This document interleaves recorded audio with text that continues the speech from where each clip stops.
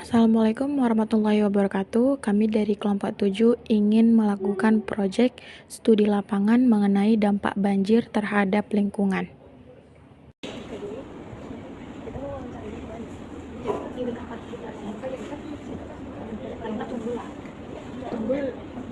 Tumbuh ini kan banyak warga, kita bisa turun tangan langsung. Kita kalau di sekolah kita sendiri. Kalau di sini kita orang-orang jalan, terus ada banyak anak kos, layanan tumbuh atau itu sepeda jauh kali. Tumbuh kan kalian tahu kan, mana bisa sama jauh sepeda rame kebiasaan dia ini yang masalah.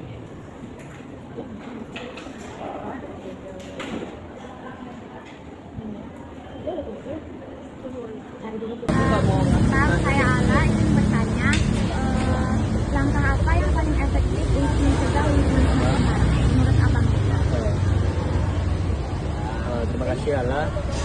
Aku sebagai masyarakat Kota Padang yang cukup lumayan terdampak akibat banjir ya. Mungkin balik ke selain membantu pemerintah, kita harus sadar kepada diri kita sendiri yang pertama. Yang paling penting bahwa yang pertama sebagai masyarakat yang baik, kita harus apalagi membuang sampah ya. Kan dampak banjir itu salah satu utamanya kan sampah. Apabila kita membuang sampah sembarangan ke selokan, nah nanti pada akhirnya mengakibatkan banjir. Nah, langkah paling yang harus kita sadari sedini mungkin, seawal mungkin, ya kalau bisa buang sampah, baik sampah plastik, barang-barang bekas, kayu, apalagi yang kita lihat selama ini ya, yang di Muara ada kayu dan segala macam.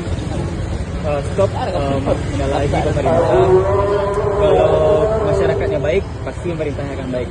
Kalau masyarakatnya sadar akan bahaya terhadap dampak banjir dari pembuangan sampah sembarangan, limbah sembarangan, nah, itulah yang membuat dampak banjir yang selain dari debit hujan dan durasi hujan, dampak dari membuang sampah sembarangan itu juga lah yang membuat banjir tersebut makin parah. Mungkin jawaban aku dari Canada. Terima kasih Abang. Perkenalkan, saya Puja Lestari. Saya ingin mewawancarai kakak tentang bagaimana dampak banjir terhadap ekonomi dan mata pencarian warga. Ya, yang pertama dampak terhadap ekonomi ya Dek. Pertama tuh kerusakan aset dan infrastruktur, contohnya seperti rumah, toko dan gudang. Kan kalau rusak itu membutuhkan biaya perbaikannya cukup besar. Terus ada gangguan aktivitas ekonomi juga, seperti pasar tutup, terus kegiatan produksi berhenti sementara. Terus pendapat daerah juga menurun, kayak pajak dan retribusi menurun karena usaha tidak beroperasi. Terus kalau buat dampak terhadap mata pencarian warga, contohnya itu kayak petani. Petani itu kan pasti mau nanam sawah. Kalau banjir, otomatis sawahnya hancur gitu, terendam, jadi tidak bisa ditanam. Terus kalau buat pedagang kayak UMKM kecil, barang dagangannya rusak, belum lagi tokonya juga rusak. Jadi kan butuh biaya juga buat memperbaiki sama tokonya. Terus kalau dampak jangka panjangnya sih, contohnya seperti kemiskinan meningkat ya, karena kehilangan modal dan pekerjaannya. Juga utang warga juga bertambah karena memperbaiki rumah dan toko lainnya.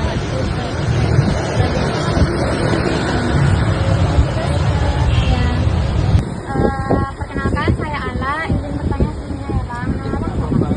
Aku Abi. Izin bertanya, upaya apa yang sudah Abang lakukan untuk warga mengurangi kerusakan lingkungan?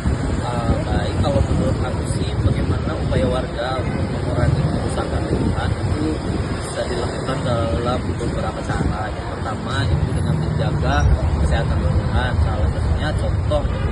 Salah satu contoh kecilnya itu dengan membuang sampah pada tempatnya, tidak melakukan pembuangan secara ilegal. Pastikan membuang sampah itu tepat di tempat sampah dan juga atau di tempat pembuangan sampah yang terdekat. Lalu menjaga kelestarian alam, karena yang dari mana kita lihat dari berita-berita yang beredar itu banjir pasti disebabkan karena adanya erosi kan, pasti ada tanah yang gundul. Hal ini disebabkan pastinya itu karena kurangnya pohon-pohon yang secara alami, karena untuk menahan air yang jatuh deras itu air hujan ya menyebabkan banjir. Nah, tidak itu adanya penghalang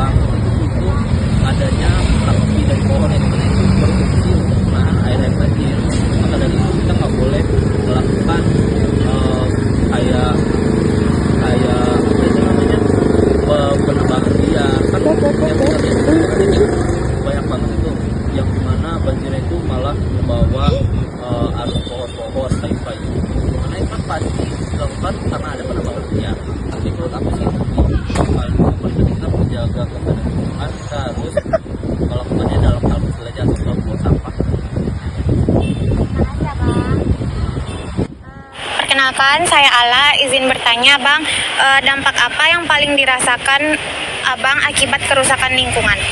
Yang pertama, akses pulang kampung terhalang, terutama di bagian Selayang atau Malibo. Yang kedua, kerugian terhadap masyarakat sudah pasti dirasakan ya. Ya, yang paling saya rasakan sih akses jalan, jalan sudah pasti. Itu aja Bang. Itu saja. Baik, terima kasih Abang. Baik, di sini saya sudah berada di lokasi yang terkena kebanjiran. Dapat kita lihat di sekeliling sini bahwa banyak sekali kayu-kayu yang terbawa dari arus banjir, dan di sebelah situ juga ada lumpur-lumpur yang terbawa dari banjir. Hal ini menyebabkan lingkungan sekitar permukiman warga menjadi hancur.